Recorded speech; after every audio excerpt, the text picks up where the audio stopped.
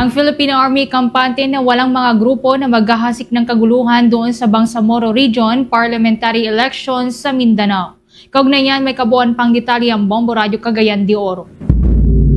Bagamat walang itinuring na malakas na puwersa o grupo ang sandatahang lakas sa Pilipinas na makapaghasik kaguluhan, subalit ayaw pagkampante ang puwersa ng Estado dito sa bansa. Sa panayam ng Bombo Radio, inihayag ni Philippine Army spokesperson Colonel Louis Dimala na walang humpay ang kanilang koordinasyon sa intelligence community upang maisagawa ang pinag-isa na security implementation na hiningi ng Commission on Elections kasama ang Philippine National Police sa BARM elections. Sinabi ni Dimala na batay sa kanilang sariling assessment sa rehiyon, hindi nila nakikita na magkaroon ng seryosong suliranin sa usaping seguridad mula sa mismong campaign period sa Agosto 28 hanggang sa mismong araw ng halalan sa Oktubre 13. Magugunitang ginamit pa na isa sa mga basihan ni Pangulong Ferdinand Marcos Jr. na ipagpaliban ang barangay at sangguniang kabataan elections ngayong taon ay ang kagustuhan nito na makapokus ang COMELEC na pag-alaman na ang mismong pinakamalaking dating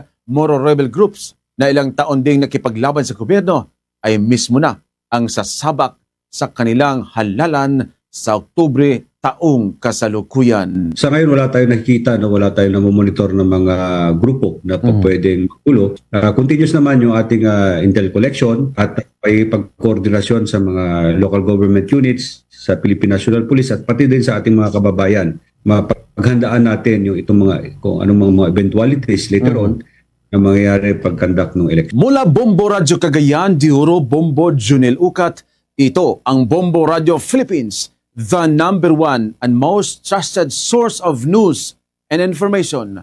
Bas Radio, Bombo! For the most trusted source of news and information, visit our website at www.bomboradio.com. Follow us on Bombo Radio mobile app, Facebook, YouTube, TikTok, and X, formerly Twitter.